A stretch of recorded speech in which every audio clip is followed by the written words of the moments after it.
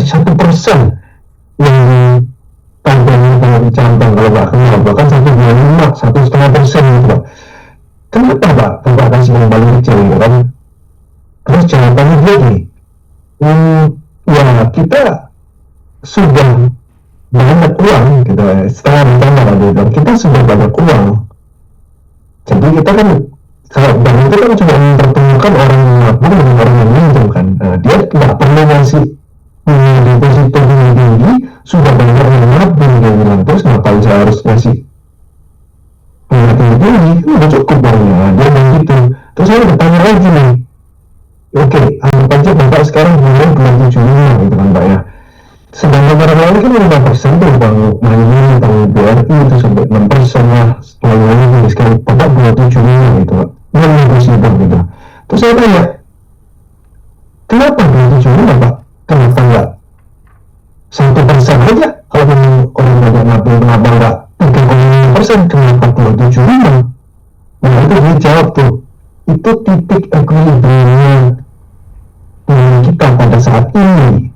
Orang bilang gitu. Saya tanya, oh tapi itu titik pasnya, itu sweet spotnya. Bahwa pada saat ini itu sweet spotnya di 275. Dimana kalau dia taruh di 2,5, nanti kebanyakan, nanti malah kurang orang yang nabung. Begitu dia taruh 3, jadi banyak yang nabung. Jadi trial error, dan angka pasnya itu 275 pada saat itu. Oh titik ini kayak gitu. Nah ini saya berpikir, ini yang saya lakukan terus. Saya tuh nggak suka kasih orang ketinggian, nggak suka kasih orang kerendahan. Harus semuanya itu harus dalam posisi pas. Jadi orang itu nggak boleh terlalu senang, nggak boleh terlalu sedih. Semuanya harus pas, semua itu paling pas. Jadi yang susah itu adalah menentukan pasnya gimana. Nah ini yang saya mau bahas, cara menentukan harga, kualitas, kapasitas, kecepatan pelayanan, cash flow, marketing, gaji usaha karyawan dengan benar. Maksudnya benar ini pas, nggak ketinggian, nggak kekurangan, posisi gitu ya, maksudnya gitu lah, pas gitu. Kita yang satu-satunya yang kita equilibrium di titik keseimbangan, sweet spotnya. Ini saya harus gitu. Oke, ini ketentuannya.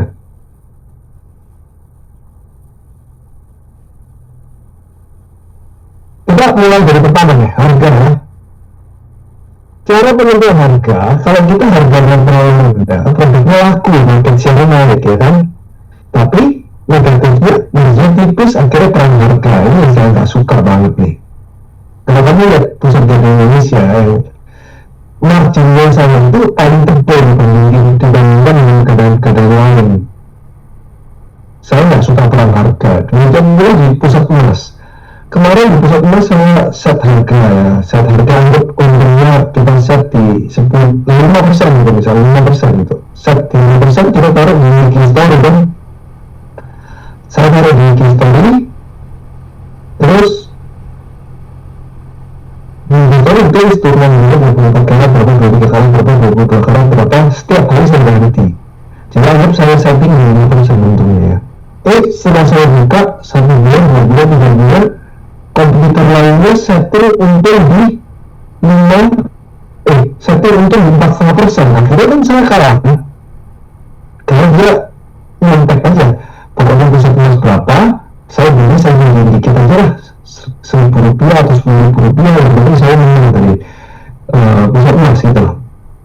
Itu saya nggak suka berharga. Akhirnya direktur saya bicara sama saya kan, Pak ini gimana Pak, kita kalah Pak, kita dibanding-bandingin terus Pak, ini gimana? Nah saya nggak ambil keputusan langsung turun lagi 4% gitu. Begitu saya turun 4%, dia mungkin 3,5%. Itu perang harga yang saya sangat gak suka. Terus gimana caranya Pak kalau gitu? Saya tanya ke semua karyawan, semua teman saya itu saya tanyain semuanya. Jadi dari 10 orang itu kira-kira yang harga ada berapa? Ada yang bilang 2 Pak, paling Pak 8, enggak Pak, ada yang 1, ada yang nanya Pak, ada yang 3, ada yang 4. Nah, itu artinya kita survei, kita tahu. Jadi perlu nggak perang harga? Ternyata nggak perlu. Setelah saya survei, akhirnya apa? Akhirnya di pusat emas itu sekarang nggak mencantumkan harga kita. Kita cuma cantumkan harga emas dunia per hari, harga antam per hari, setiap hari berapa. Udah saya cantumkan itu aja. supaya apa? Supaya kompetitor nggak ngikutin kita terus gitu kan. Ya udah keluarin aja. Terus akhirnya kompetitor lihat gitu kan,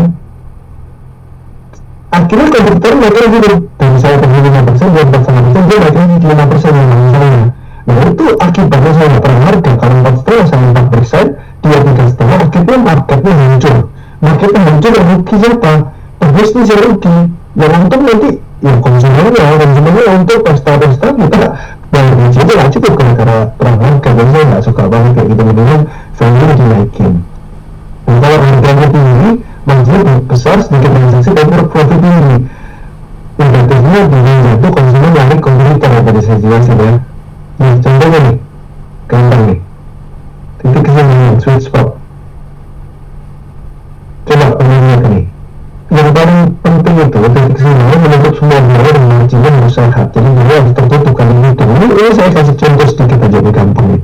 Nah di Travelbird ini 800.000, kita harga jualnya 1 juta, kamu bisa jual 1.000 piece misalnya, tapi itu 200.000 kan, 200.000 kali 1.000 juta. Kalau kamu turunin harganya jadi 900.000, berarti berjualnya harganya dimana kan kalau lebih murah 1.200, berarti untungnya 100.000 kan, 100.000 kali 1.200, 120 juta untungnya.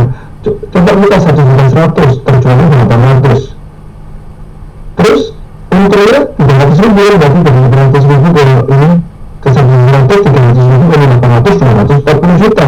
Artinya apa? Artinya kita kan harus jualnya dengan 1.100.000 ini kan.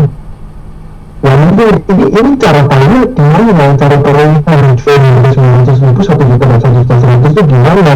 Ini memang harus trial error. Jadi jangan sampai kamu bisa ngomongin begini, anggap aja kamu bisa ngomongin 1 juta gitu kan. Oh udah untungnya, ini banyak kesalahan orang nih.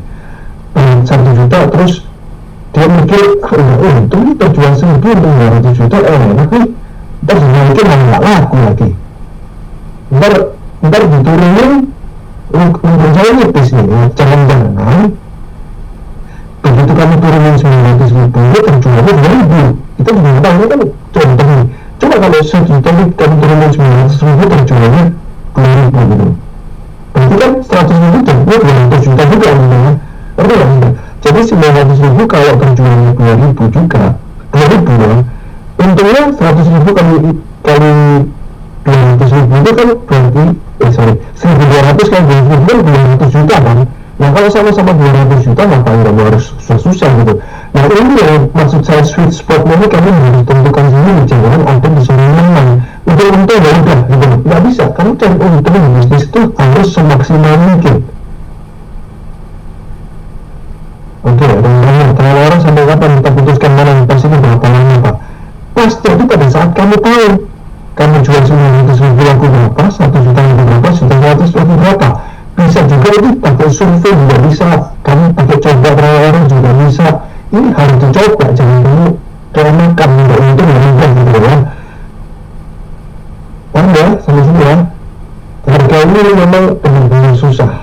Survei kompetitor, ya itu salah satu contohnya. Kamu survei kompetitor itu dia berapa gitu, tapi belum tentu kompetitor itu jual di 1 juta terus kita jual di 1.100.000 kita nggak laku. Itu kamu harus coba, semuanya harus coba dan survei. Caranya itu ya kamu harus turun tangan. Kamu lihat dong di lapangan itu orang pada saat di 900.000 ini dia yang dibantai berapa ya, 1.200 terjual di harga 900.000. Ini 1.200 orang ini, ada berapa orang yang merasa barangnya ini kemahalan? Ada nggak kamu? Terus 1.200 orang ini yang terjual, berarti ada nggak misalnya orang 1.200 datang, 300 datang itu bilang kemahalan terus nggak jadi beli?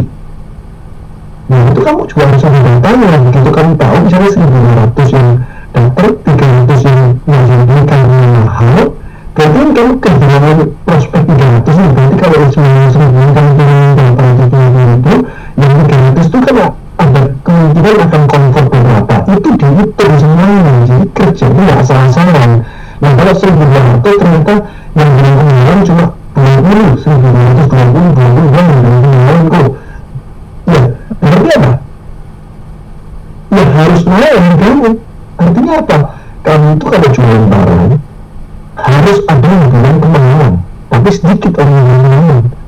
Kalau ada yang bilang kemahalan lain salah kan murah barangnya.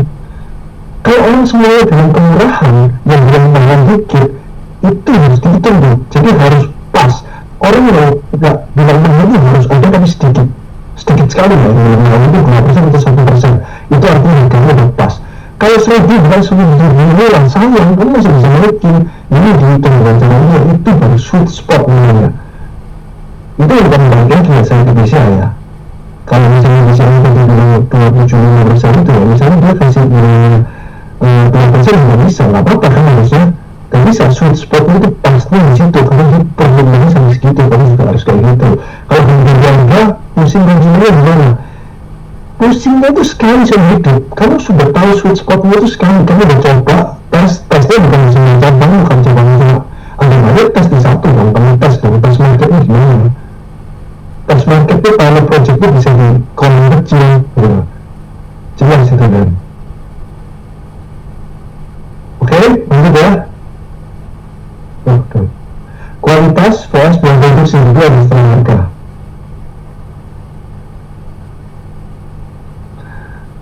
Kualitasnya kalau rendah, biaya produksinya murah, marginnya gede.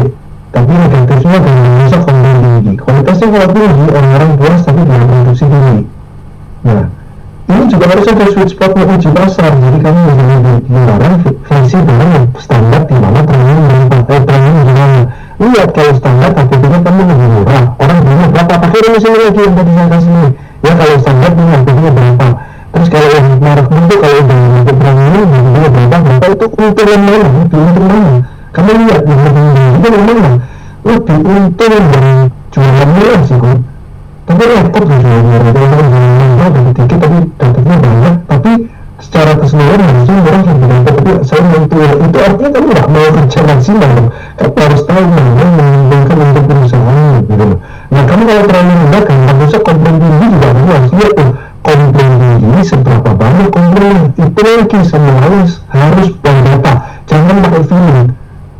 Kalau pakai feeling itu kamu nggak bisa menendang otaknya, nggak boleh. Jadi kamu harus tahu datanya. 1.000 bajuku yang komplain ada 10 komplain karena pengiriman, atau komplain karena barangnya rusak, atau komplain karena portinya rusak, atau apa gitu. Terus dengan kamu pakai yang kualitas tertinggi dari 1.000, ternyata yang komplain 5, itu hampir sama. Ya tapi memang ada aja orang komplain, artinya kan nggak berhenti tinggi kalau komplainnya tinggi.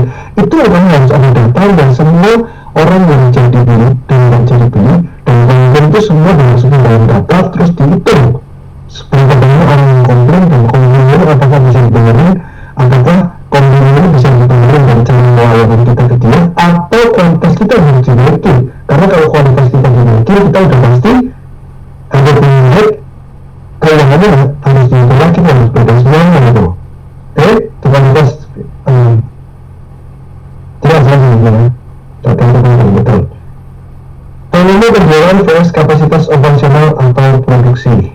Yang ketiga ya, kualitas vs biaya produksi. Kualitasnya kalau rendah, operasional rendah, biaya produksi ya. Fixed cost itu berjalan. Nah judulnya saya ini. Oke, ini kalau tinggi produk yang naik, market share naik. Konsnya produksi logistik kewalahan, kualitas turun, dan konsumen kecewa. Titik kesimpulan penjualan meningkat seiring dengan operasional tidak kewalahan. Ini yang saya mau sampaikan gini. Ini kualitas ini kapasitas produksi nih. Jadi gini, kapasitas produksi ya misalnya nih. Jadi kapasitas produksi harus biaya produksi. Kapasitas produksi itu seberapa kamu mau membesarkan produksinya itu. Nah, begitu kamu cuma membesarkan produksi itu yang ada adalah operasional kamu itu berat jadinya.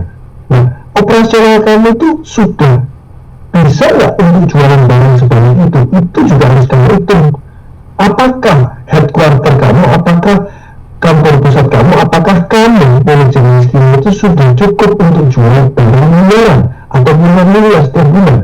Tapi di mana ada bu, kalau aku langsung hajar 10 miliar ada bu, kamu jual 10 miliar per minggu, kamu sempat lihat produksi logistik keuangan ya. Kalau keuangan semua konsumen kecewa, kacau kamu. Jadi menurut kamu pastikan dulu, kamu harus tahu dulu kamu itu seberapa kuat, bisa jual berapa. Jadi kamu begitu udah tahu jualan berapa, kamu bikin proyeksi ke depan. oke, bulan depan saya harus nilai segini, 2 bulan, 3 bulan nilai segini, 4 bulan sampai setahun, sampai 2 tahun kamu pikirin sampai segitu. Begitu kamu tahu ya, 1 tahun kamu mau jual berapa, kamu juga udah tahu kalau sekarang saya jual 1M, di akhir tahun saya harus jual 5M misalnya, itu kamu 5. Artinya karyawan kamu juga harus kira-kira kali 3 kali 4 kan. Nah, karyawan kamu kalau 3 kali 4 berarti kan mulai harga rekrutmennya mulai disiapkan dari sekarang. Oke, perjalanan ntar Maret Juni harusnya terima siapa sih, itu udah dihitung dulu semuanya, bukan bulan pertama 1M terus bulan kedua ada 10M langsung di 10M bangkrut akhirnya. Itu yang dipikirin biasanya. Oke, terus ini kecepatan perjalanan plus biaya tenaga kerja. Kecepatan pelayanan itu biaya tenaga kerjanya, kalau kecepatan pelayanan lambat biaya tenaga kerja murah, konsumen kecewa akhirnya punya kompetitor. Kalau kamu mau cepat artinya konsumennya pasti puas banget namanya, tapi konsep begitu banyak tenaga akhirnya overkill. Artinya apa? Kalau kamu mau pelayanan cepat artinya kan kamu harus punya karyawan yang banyak kan. Kamu tidak menggunakan orang yang datang ke tempatmu itu yang negeri gitu kan. Jadi kamu harus punya karyawan yang banyak dengan karyawan yang bagus-bagus, akhirnya kamu akhirnya mahal. Nah, yang ditakutkan adalah overkill itu hampir terlalu banyak di waktu yang cepat karena pikiran kamu, terus begitu sepi kamu tetap harus bayar, itu overkill. Jadi kamu harus tahu itu SLA-nya, gunakan yang tidak cepat. Jadi gini loh, konsumen yang itu maksimal itu berapa lama sih, itu harus dipikirin tuh. Oh ternyata kamu jangan nggak mau pokoknya konsumen itu nggak beli sama sekali, dia datang harus jalan, akhirnya kamu mau overkill. Apa? Padahal setiap orang itu punya tingkat kesabaran. Misalnya restoran, udah jelas kalau kamu ngeluarin makanan di atas 20 menit berarti kamu kurang karyawannya kurang. Kalau kamu di bawah 20 menit masih bagus, nggak perlu 5 menit 10 menit kurang gitu, karena orang belum namanya restoran 20 menit masih oke, datang jam ngobrol udah biasa aja, 20 menit udah biasa aja. SLA ini dihitung gitu, jadi itu semuanya sweet spotnya harus pas, semua itu yang saya bilang gitu. Dan banyak orang yang asli sembarangan gitu, oh ini kayaknya rame nih tambahin karyawan, oh karena apa, ada kan cuman komplain nih dan pengekanannya lama nih, oke tambah karyawan gitu.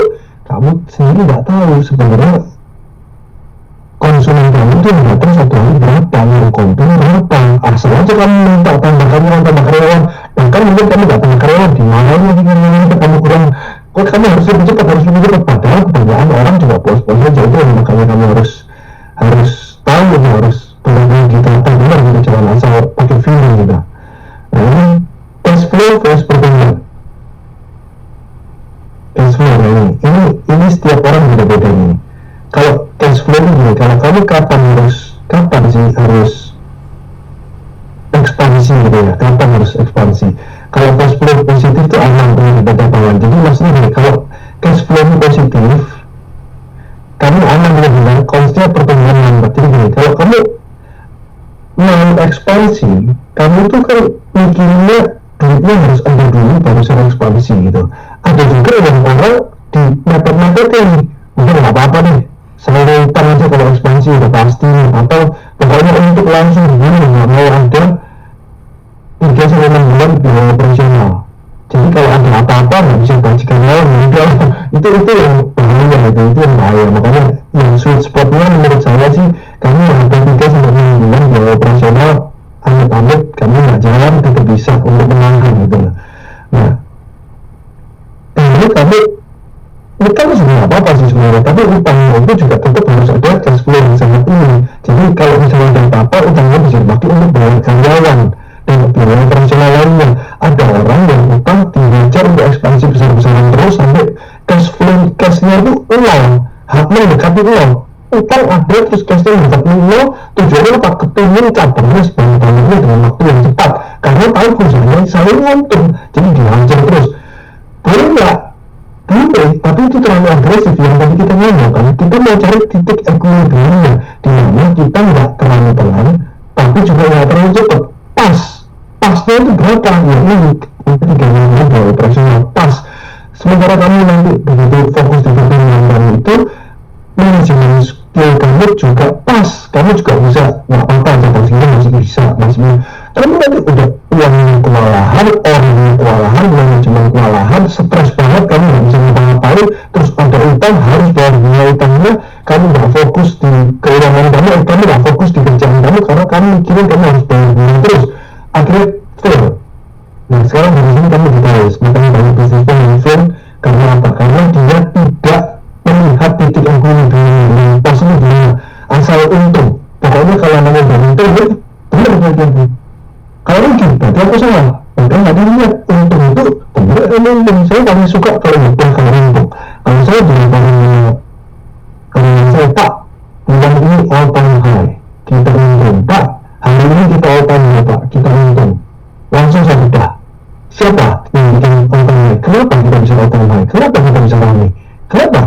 Kenapa nggak ada kemarin ramai? Kenapa nggak ada kemarin ramai? Kenapa baru sekarang? Apa yang salah? Jadi karyawan saya udah senang-senang itu, wah bisa langgaran jadi sedih ya. Iya juga ya, kenapa nggak dari bulan lalu gitu. Akhirnya dari bidang ke teman-teman untung gitu. Jadi bukan cuma dari doang gitu, justru untungnya di bidang. Kesalahan itu apa, kenapa nggak dari dulu gitu. Misalnya gini, oke all time high Pak, hari ini 100 juta Pak, biasanya cuma 50-60 juta. Yang ada di pikiran saya apa?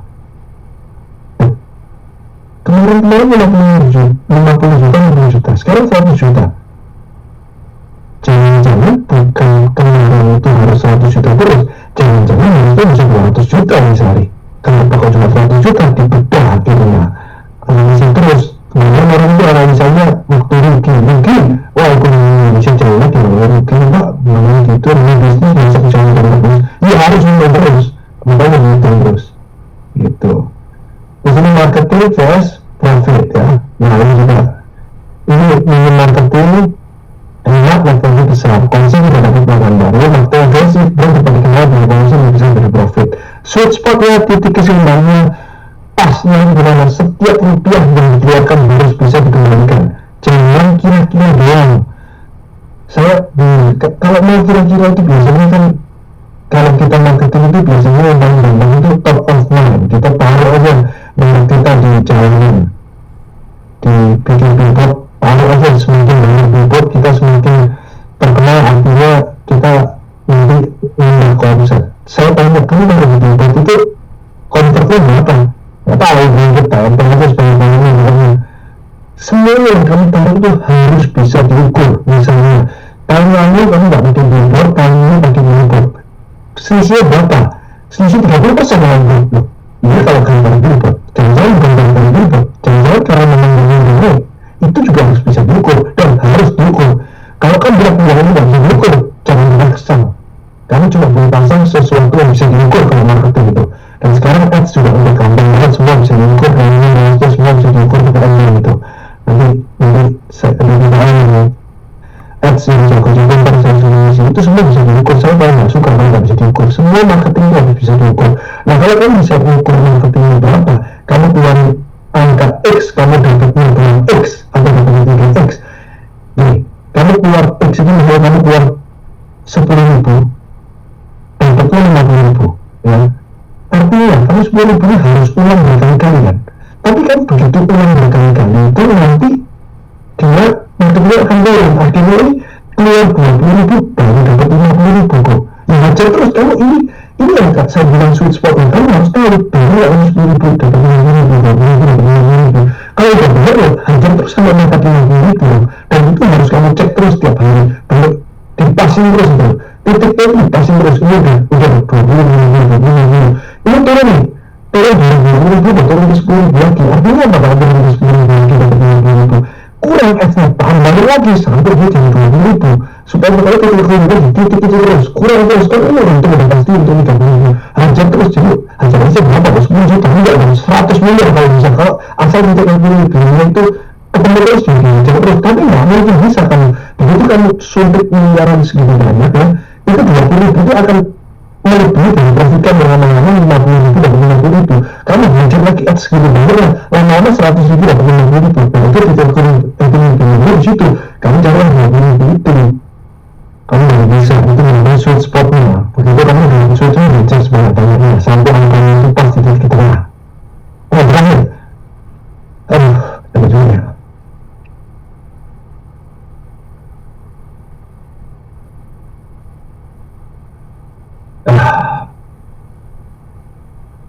karyawan vs produktivitas karyawan. Gaji karyawan kalau rendah dibandingkan sewa minat gajinya besar. Kalau gajinya tinggi, karyawannya rendah semangat kerja. Tapi gaji rendah itu konsep karyawan tidak loyal, turnovernya tinggi, jangka pendek kemudian jangka panjangnya boros. Kalau gaji tinggi, biar naik muncul zona nyaman tidak sustain panjang kemudian. Nah ini saya mau tekankan, muncul zona nyaman. Jadi hati-hati ini. Pada saat kamu mau naikin gaji karyawanmu karena perusahaan lagi bagus, itu juga harus bertahap. Jangan kagetin karyawan itu. Harga gaji dulu, manfaatnya segini. Takutnya dia nggak siap nih risiko uangnya. Apa yang terjadi? Apa yang terjadi? Kalau dia nggak siap dengan mendadak 5 juta, kasih 8 juta. 5 juta dia udah selama 5 tahun tuh gajinya naiknya cuma 10%. Dari 3 juta, 3,6, 4 juta, 4,5, 5 juta. Oh, bagus banget ya. Mungkin 8 juta langsung kaget ya nanti. Nah kalau kaget kacau, itu bukan mobil, juga nasional, itu masih mengarahnya. Gimana kalau kena karakternya dia? Jadi sombong. Yang tadinya makan bawa di rumah sekarang sombong. Pengen orang. Akhirnya dia kalau sombong apa? Gak punya teman, gimana? Kaget ya. Jangan lagi orang. Kalau kamu mau 5 juta ke 5 juta, bikin penghargaan mungkin 5 juta dulu. 3 bulan lagi tak naik 6 juta, 3 bulan lagi tak naik 5 juta, 3 bulan lagi 7 juta, 3 bulan lagi 8 juta. Jangan kaget ini merusak karyawannya. Kalau merusak kamu yang rugi nanti. Nih, yang paling gampang itu kompetitif di dalam pasar, support membuat gitu yang jelas. Jadi pasarnya orang gaji itu ada semuanya. Jadi kamu bisnisnya di bidang apa, kamu lihat bisnis orang lain di bidang apa yang skillnya sama kamu itu. Kalau untuk dia jabatan gitu itu dapatnya berapa? Udah kurang lebih di situ nanti. Kalau kamu ketemu ngasih dia lebih dari di situ, karena dia berbeda dan kamu juga lah subjektif lah pokoknya kamu bikin video aja deh. Kenapa sih dia harus dapat segitu banyak? Apa sih yang berbeda sama orang lain? Bikin video yang jelas. Oh iya, kalau dia dalam 365 hari, dia masuknya cuma izin cuma 10 hari dalam setahun dan tidak pernah telat. Saya mungkin bikin aja video yang semacam gitu baru dia dapat. Jadi semuanya enak jelas sih, jangan sembarangan nanti gaji orang, jangan kurang juga ngasih gaji orang yang baru dengan seorang jadi juga masalah nih. Ngasih gaji rendah, ini banyak kesalahan orang bisnismen awal-awal ya rata-rata. Kasih gaji rendah, jangan saya bilang gitu. Kamu harus kasih gaji itu yang kompetitif yang banyak. Ya dia mau kok, dia nggak apa-apa kok, dia happy kok. Tak gaji kecil dia happy kok. Dia nggak apa-apa, dia happy kok. Setiap hari dia kerja, dia bersyukur kok. Itu juga nggak boleh. Nggak mungkin orang ini hubungan dengan temannya. Pasti dia gagal. Dia aja di depan orang bilang happy aja. Ngasih gaji itu kamu benar-benar harus kompetitif ya. Kalau kamu boleh ngasih gaji rendah, kalau kamu bisa mengkomunikasikan dengan karyawanmu, kenapa kamu ngasih gaji karyawanmu rendah? Kasih tahu pengertianmu, kita rugi. Kalau saya kasih kamu terlalu tinggi, kita rugi. Kasih tahu semuanya, komunikasikan kapan harusnya gaji pada saat perusahaan seperti apa, baru boleh kamu ngasih gaji rendah. Kalau enggak, kamu harus sesuai pasar. Kamu cuma boleh ngasih gaji rendah kalau kamu bisa mengkomunikasikan dengan baik ke karyawanmu. Kalau perusahaan itu sedang tidak baik-baik saja, belum baik-baik saja, bukan sedang baik-baik, belum baik-baik saja. Kasih tahu dong. Kalau misalnya nih gaji kamu 3 juta, oke, saya mau ngasih kamu harusnya 4,5 misalnya. Sekarang karyawannya 10, 30 juta. Kalau 4,5 berarti harus 45 juta. Sedangkan perusahaan kita untungnya 30 juta nih. Kalau untungnya 30 juta, saya kasih 45 juta, saya sisa 50 juta. Sedangkan ekspansi bisnis dalam 1 tahun kita perlu uang 20 juta. 150 juta kali 12, 120 juta. Setahun lebih baru bisa ekspansi. Tapi kalau saya kasih kamu 3 juta, kita dalam 6 bulan sudah bisa ekspansi. Kalau udah ekspansi nanti oke, setelah ekspansi di cabang 2, cabang 3, saya janji akan naikkan gaji kamu. Semua jelas, komunikasinya dengan baik. Itu baru dia baik-baik aja karena ada harapan di dalam sana.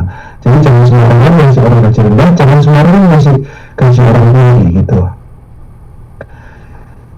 Ilmu itu murah, bahkan gratis.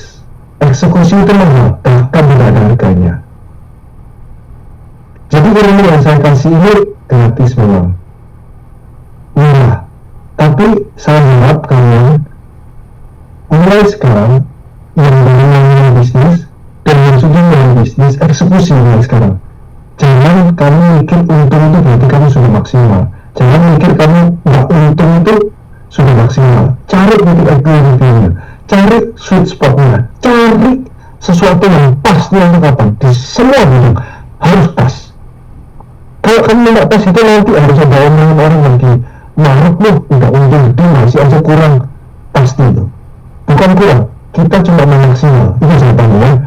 Kalau kan belum dikatain orang marut, berarti kamu belum cari kebetulan pas ya itu. Kalau dikatain orang marut, kamu jawab enggak, saya cuma mau cari titik pasnya, saya cuma mau cari sweet spotnya, saya cuma mau cari titik equilibriumnya. Semuanya harus maksimal, bukan masalah dengan duit banyak atau enggak, tapi semuanya harus maksimal, semuanya harus happy, semuanya harus pas. Mudah-mudahan semuanya berguna buat kalian. Terakhir saya ngajar ini, saya cuma minta ini, follow Instagram saya, memang tidak follow ya. Saya minta ya, kan saya itu nggak pernah bikin konten. Ini saya please saya minta, saya kan nggak pernah bikin konten. Saya cuma podcast di mana sama teman-teman saya, terus saya dipotong-potong yang bagus, saya share. Terus kalian-kalian yang nonton ini, ditonton gitu loh. Walaupun kalian sudah nonton podcastnya, nggak apa-apa ditonton lagi lah, please. 30 detik menonton waktu kamu, 30 detik retention rate saya 2 menit dari detik 0 sampai 30 kamu lihat tuh. Setelah kamu lihat, please kamu like, komen, terus kamu share ke temenmu. Kenapa? Kalau kamu like, kamu komennya udah nggak usah kritis, terserah kamu dibukain komen, maka algoritma Instagram akan bilang, oh ini kontennya bagus. Kalau kontennya bagus, maka dia akan menyebarkan ke semua orang lagi. Jadi kamu dengan kamu like dan komen aja dan share ke teman aja, itu kamu sudah membantu edukasi Indonesia. Jadi saya harap terus lah, setidaknya jangan pencetin lah buat like 30 detik, saya minta waktunya 30 detik deh. Saya nanti sering-sering aja di sini deh. Tapi yang jelas kamu, saya cuma minta kamu komen aja ya. Gitu dong. Nanti ini ya, tolong di eksekusi. Sekali lagi, ini itu murah, bukan gratis. Eksekusi itu mahal, bahkan tidak ada harganya. Silakan ya Pak. Q&A. Oke, terima kasih Pak Emanuel atas pemaparannya yang sangat bermanfaat dan inspiratif. Selanjutnya kita akan ke sesi Q&A. Dari 600 pertanyaan, kita udah sortir dari 5 pertanyaan yang paling sering ditanyakan oleh Bapak Ibu di sini. Langsung saja kita ke pertanyaan yang pertama ya. Dari Pas Stefan Sanjaya untuk kategori business owner. Pertanyaannya, menurut Ko Andrew, di titik apa seorang pebisnis bisa tahu bahwa bisnisnya sudah benar-benar siap untuk ekspansi, baik dilihat dari sisi internal maupun dari sisi market? Silakan. Oke, kapan bisa ekspansi? Mungkin dari saya dijelasin ya teman-teman ya. Biasanya orang itu mau ekspansi takut. Jangan gini deh, pada saat kamu sudah mengenali bisnismu yang sekarang dan yang udah ready dan manajemen kamu itu kuat untuk membuka cabang yang baru atau untuk membuka ekspansi lagi. Jangan sampai pada saat ekspansi yang bisa kerja itu cuma kamu doang atau cuma tangan kananmu doang. Kalau yang dia nggak bisa, jadi nanti dia barang-barang kalau aku ekspansi, yang tangan kananku itu aku taruh di sana tuh, terus aku kerja di sini udah. Terus kemudian kerja di sini, tangan kananku aku taruh di sana, terus nanti aku di sini bingung deh, dari kananku susah keluar, yang di sana nggak ada aku tuh, repot juga tuh. Nanti kamu belum siap itu ekspansinya. Nomor 1 ekspansi yang paling penting adalah SDM-nya itu udah siap. Kamu sudah punya karyawan yang mengerti kamu banget. Ada saya lebih baik saya atau beli bukunya untuk ekspansi ini pertanyaannya muncul terus, saya gak sabar pengen baca. Jawabannya murah, pasti sih, udah pasti. Kamu cuma beli buku itu kalau memang kamu kebanyakan duitnya. Gak bisa putar-putar terus kamu beli buku karena kamu suka aja beli buku gitu. Saya itu kan murah banget di bawah 5%. Buku 10 miliar kamu sewa cuma 600 juta, buku 2 miliar kamu cuma sewa 100 juta kok. 100 juta itu bisa 20 tahun kamu sewa. 1,9 M-nya gini, jangan berani. M-nya 2 miliar, sewa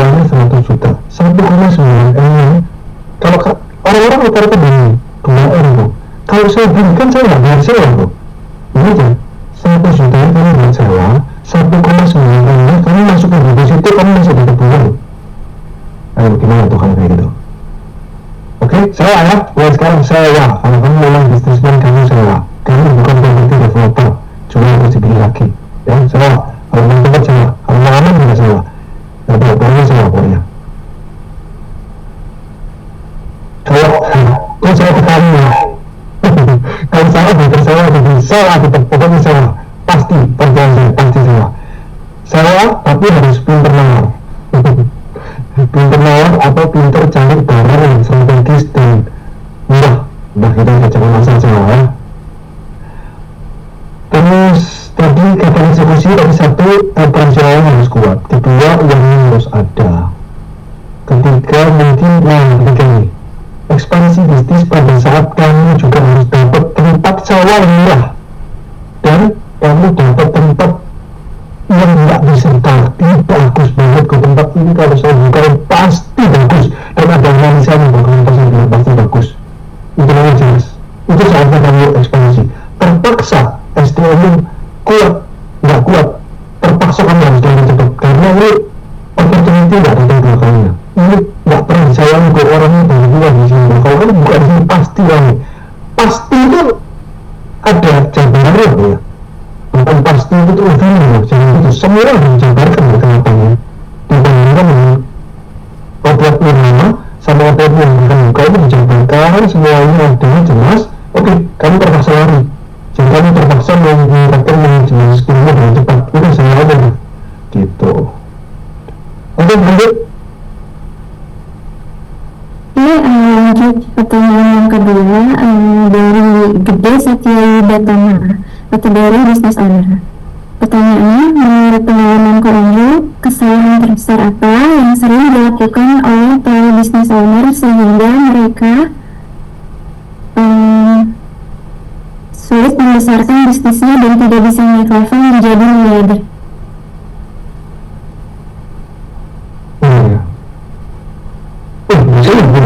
Maksudnya, seribu berapa ya? Maksudnya ada satu tahun gitu ya? 1029 Pak. Yang daftar berapa ya?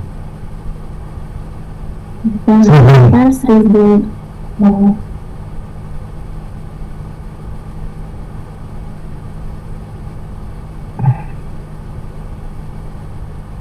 Berapa? Ini sama bang. Berapa?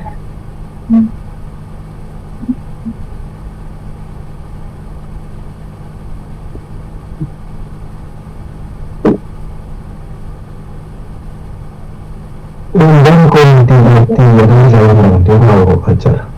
Yang daftar 1300. Oh ya. Karena yang saya bilang nanti menjadi bentuknya pos posisinya jangan lupa ya wajar kalinya. Saya paksa. Oke, terus lanjut lagi tadi. Apa kesalahan bisnis? Apa tadi?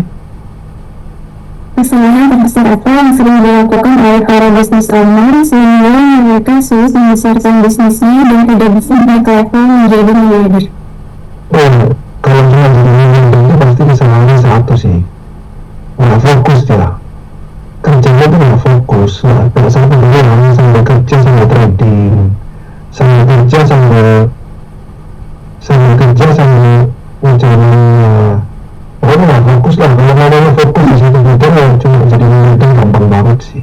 Sama fokus, kalau udah fokus sih pasti bisa.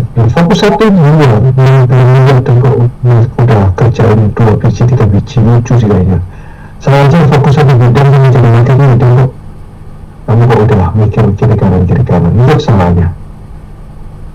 Yang namanya fokus itu bukan cuma kerja satu bidang ya, tapi kamu kerja satu bidang dan kamu mendalami satu bidang itu lebih dari yang lain, lebih dari temen-temen kamu dibandingin temen-temenmu, kamu lebih ngerti tentang itu. Dibandingin saudaramu, kamu lebih ngerti tentang itu. Dibandingin friend kamu lebih ngerti tentang itu. Satu Indonesia kalau bisa kamu paling jago di bidang itu namanya fokus.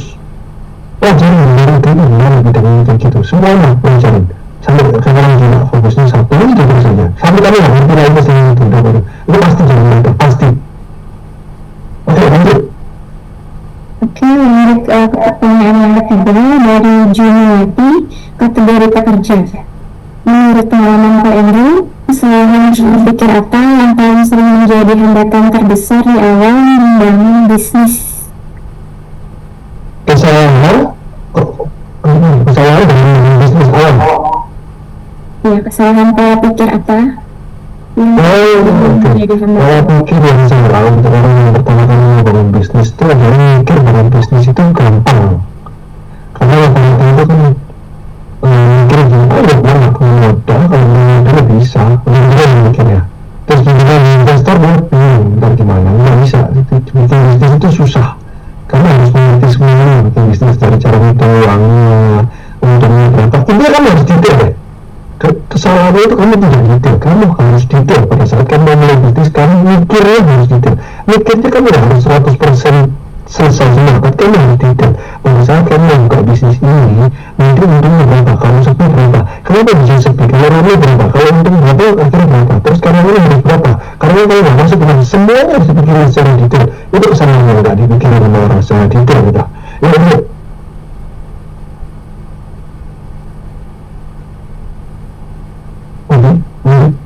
Oke, lanjut ke pertanyaan yang keempat. Dari Ananta Setia Pratama, kategori pekerja. Pertanyaannya, skill finansial apa saja yang sebaiknya dikuasai oleh seorang pengusaha di tahap awal agar bisnisnya bisa lebih sustain dan terjaga dari sisi keuangan? skill keuangan yang ini kamu harus bisa hitung ya, setidaknya kamu harus tahu apa itu gampang. Kamu harus tahu apa itu net profit, apa itu profit. Lebih penting mana net profit sama profit? Gimana? Jawab.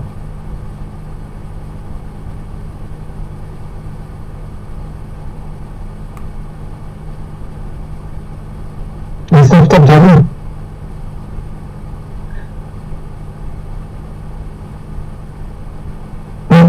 Salah saya, pertanyaan saya salah. Jadi kalian jawab juga sama. Pertanyaan saya gini, net profit margin atau profit lebih penting mana? Pertanyaannya itu sama saya.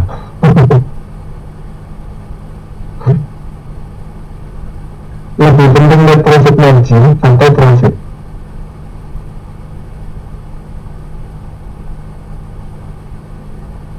Nah, cukup. 80% kalian jawab masalah, makanya kalian nggak sukses-sukses. Udah jelas profit. Sekarang kamu modalnya 1.000, jual 2.000, net profit marginnya 100%. Mendingan kamu jual 100.000, jualnya 110.000, net profit marginnya 10%. Mendingan untuk 10.000 deh, ngapain 1.000? Yang penting itu profit, dimana itu mikirin profitnya berapa. Jangan mikirin NPM-nya, jangan perusahaan NPM-nya juga 1%, tapi NPM-nya bisa miliaran. Ini profit, nah itu yang bikin dulu tuh, itu yang dasarnya itu. Jangan mikirin NPM terus, itu bisa kok, aku ada temen kok, untungnya 80% kok, dia nggak pengen. Jadi sebenarnya itu berapa?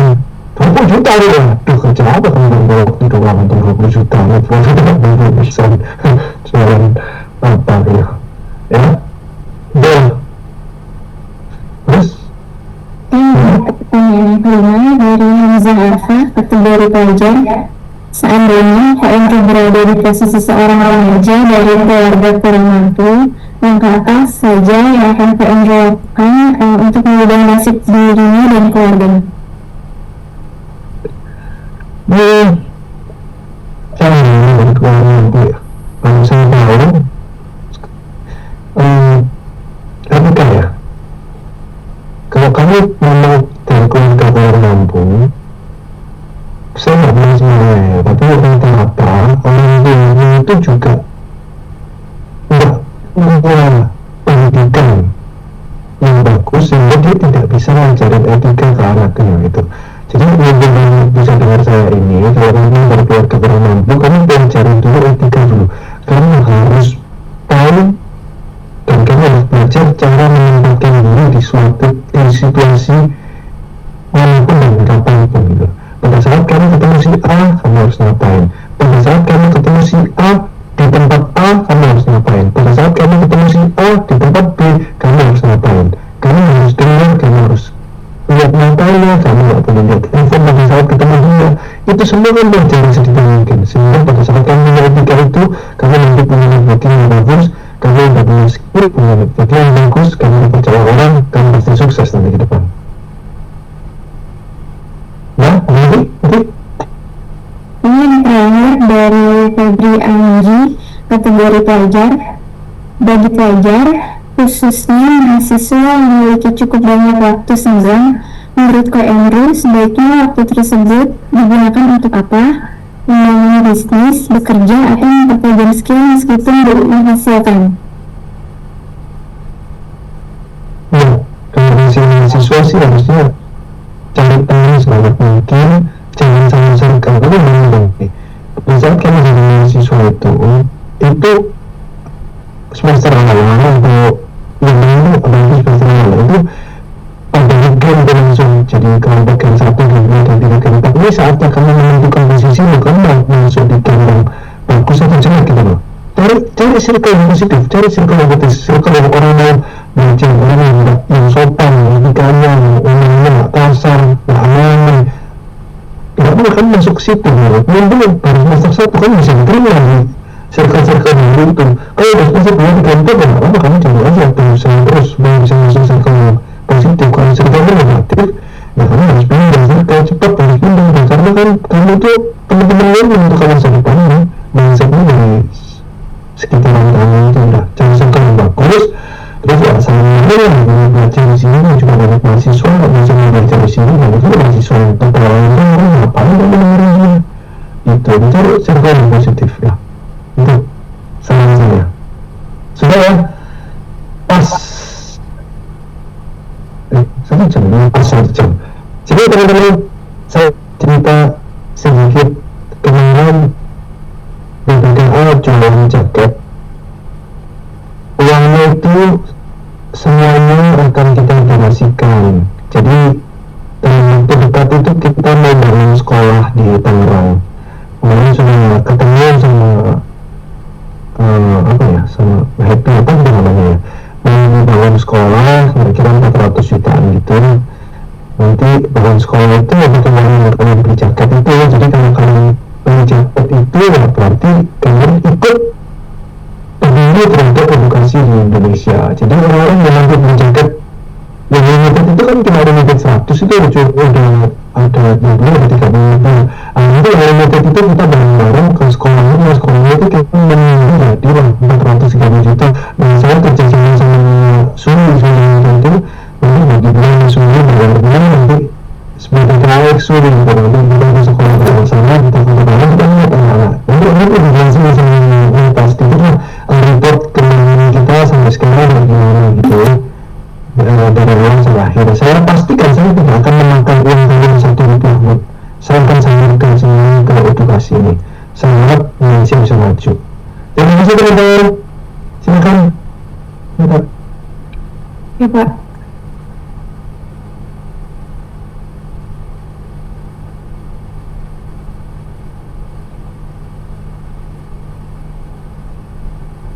Silakan.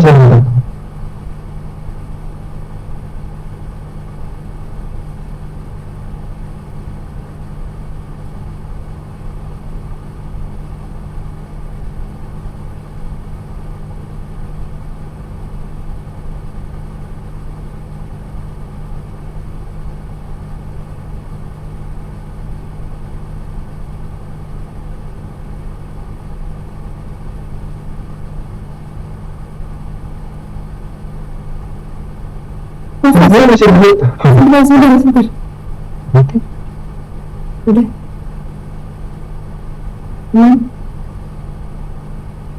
Udah bisa ngomong. Iya.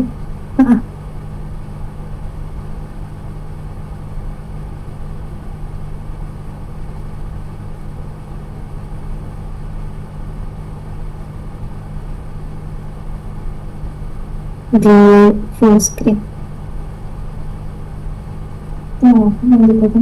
Oke. Selamat malam Bapak Ibu. Pertama-tama saya mau mengucapkan terima kasih karena Bapak Ibu sudah bergabung dan menjadi bagian dari BBKA. Malam ini saya ingin sharing mengenai BBKA kontribusi, khususnya dari hasil penjualan baju BBKA. Jadi seluruh hasil penjualan baju ini memang kita tujukan untuk dikontribusikan bagi hal yang bermanfaat. Selanjutnya, kalau kita lihat dari data sampai tanggal 25 September 2025, total penjualan baju BBKA dari batch 1 sampai dengan batch 3 itu sudah mencapai 437.100 sekian. Dan saldo BBKA saat ini ada di 961.482. Selain itu, saldo BBKA uang ini juga berasal dari dua sumber utama. Yang pertama itu sekitar 400 juta kontribusi langsung dari Ko Emru Susanto, dan 100 juta sisanya itu dari acara Learn and Contribute Day di bulan Februari lalu. Lalu sisanya lagi itu berasal dari penjualan baju yang Bapak Ibu beli juga.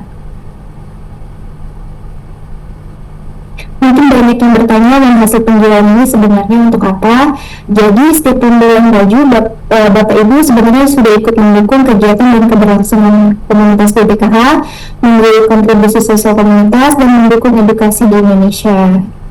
Contoh nyatanya, bulan Juni lalu BBKA membagikan beras sebanyak 3 ton di daerah Sasak, Jakarta Barat.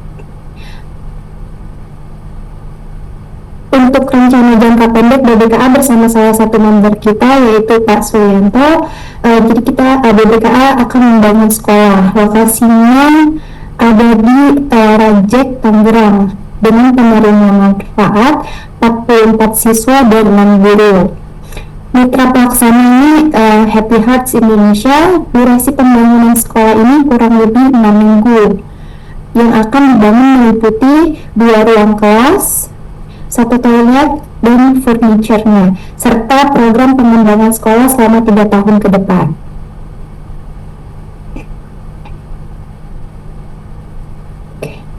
Sekolah ini berdiri sejak 2020 dengan 3 kelas, tapi kondisinya cukup memperhatikan. Ada kelas semi permanen dan 1 kelas yang sudah rusak parah. Atapnya bocor saat hujan sangat berisik, anak-anak harus belajar di lantai, dan toiletnya juga sangat minim fasilitasnya. Jadi kondisi sekarang benar-benar butuh dibantu. Rencananya kita akan bangun gedung blok baru berisi 2 kelas dan 1 toilet, ditambah dengan furniture seperti kipas angin, playground, dan juga termasuk dengan program pengembangan sekolah 3 tahun tersebut. Untuk pendanaan akan dibagi menjadi 2 dari BBKA, yaitu dengan total pembangunannya itu 427.020.722, dari BBKA 213.510, dan dari Pak Sulianto juga sama.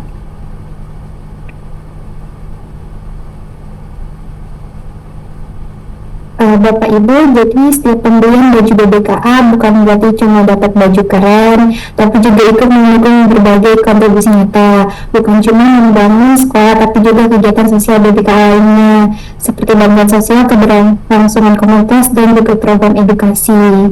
Jadi mari kita bisa kontribusi dengan cara order baju BBKA sekarang juga. Bapak Ibu bisa langsung scan QR code yang ada di sebelah kiri. Nanti itu langsung ditujukan ke link Tokopedia kita, BBKA kontribusi. Selain baju, BBKA juga lagi menjual produk eksklusif, yaitu jaket dipilih langsung oleh Pak Emru dengan harga 9,9 juta.